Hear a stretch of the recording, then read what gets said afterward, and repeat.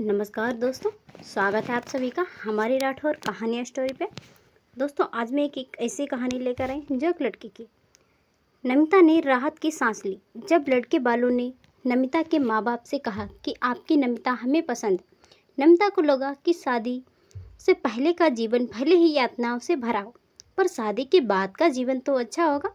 नमिता अपने अतीत में चली गई। जब से नमिता ने होश संभाला, लड़की होने का ताना उसको और लड़की पैदा करने का ताना उसकी माँ को दिया जाता।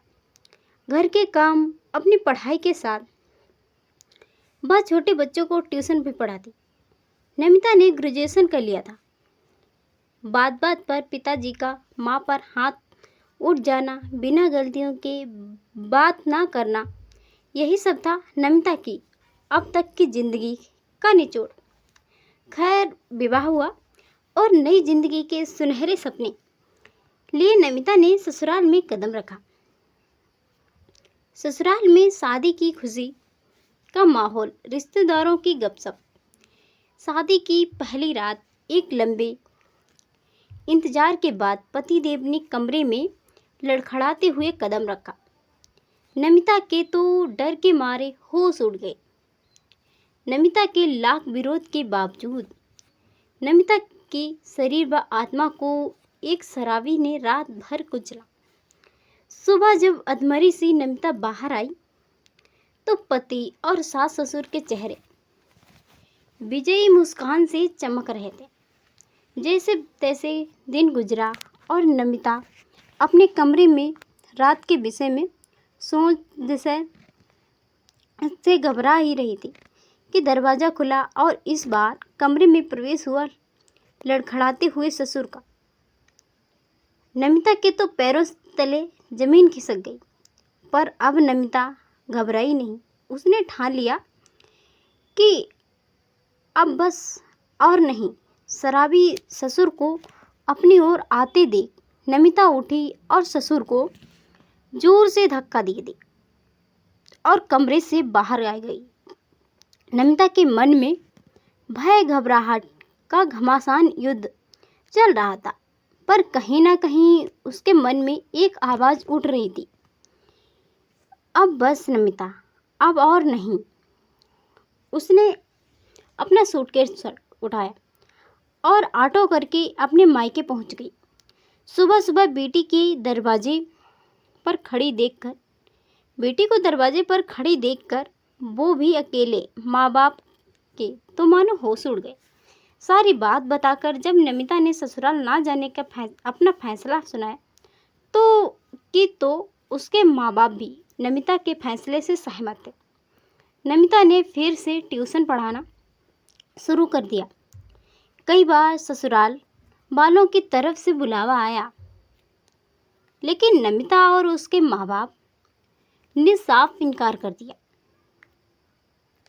नमिता ने एक समाज सेवी संस्था में संपर्क किया। वहां उसे अनाथ बच्चों को पढ़ाने की नौकरी मिल गई। उस संस्था की हेड इंचार्ज मंजूषा जी नमिता के स्वभाव और बच्चों को पढ़ाने की लगन को देखकर नमिता को बहुत प्यार करती थी। एक दिन मंजूषा जी से बात करते करते ही नमिता को चक्कर आ गया और वह गिर पड़ी। डॉक्टर ने जांच करने पर बताया कि नमिता मां बनने वाली है। नमिता के दिमाग में डॉक्टर की शब्द हथौड़े की तरह चोट कर रहे थे। उसे लगा कि मुसीबतों का अभी अंत नहीं हुआ।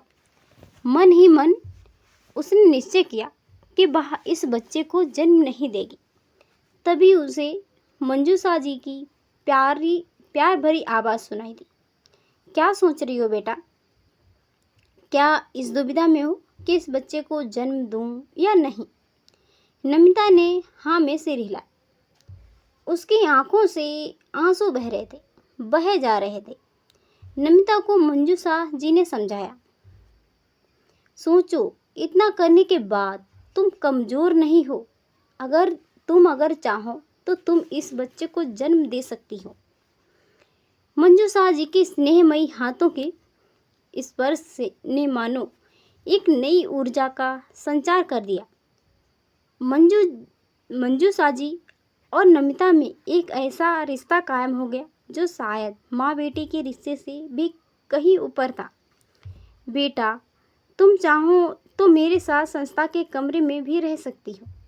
सुनकर नमिता की आंखों से लुढ़के आंसू ने स्वीकृति दे दी और मंजूषा जी नमिता को हर काम में अपने साथ साथ रखती। नमिता सीख रही थी कि मंजूषा जी कैसे किसी महिला का मनोबल बढ़ाती हैं, कौन कौन सी बातें घरेलू हिंसा के अंतर्गत आती हैं। कोई महिला अगर घरेलू हिंसा का शिकार है तो उसे क्या कदम उठाने चाहिए, महिलाओं के क्या क्या अधिकार हैं, उन्हें कैसे जागरूक किया जाए। समय बीतता गया। नमिता ने एक प्यारी सी बिटिया को जन्म दिया। मंजूषा जी ने नमिता के माथे को सहलाते हुए पूछा, कैसी हो बेटा? माँ, मैं आपके तरह एक मजबूत माँ बनूंगी। अब नमिता पहले की तरह डरी सहमी सी लड़की नहीं थी। उसके चेहरे पर आत्मविश्वास की चमक देखकर मंजूषा जी मन मन मुस्कुरा रही थी। दोस्तों, आत्मविश्वास होना बहुत ही ज़रूरी है। वीडियो पसंद आई हो तो लाइक और शेयर कीजिएगा। चैनल पर नए हो तो चैनल को सब्सक्राइब कर लें। Thanks for watching.